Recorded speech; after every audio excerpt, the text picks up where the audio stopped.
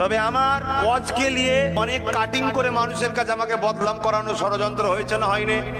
এটা 6-7 বছর ধরে হচ্ছে, এখনো চলছে। নতুন করে দেখছি এখন আর কিছু পাচ্ছে না, আবার সেই পুরাতন কথাকে তুলেছে, আবার তাও কাটিং করা। কাটিং, এটা কাটিং ভিডিও। স্বাভাবিক মানুষের কাছে ভুল ধারণা হতে পারে।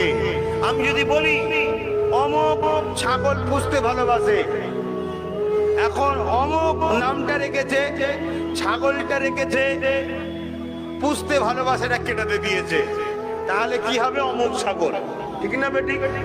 এরকম অনেক কিছু কথা আছে যে কথা কোনো 30 সেকেন্ড, 1 মিনিট, 1.5 মিনিটে দিলে স্বাভাবিক সমাজ ভুল বুঝবে।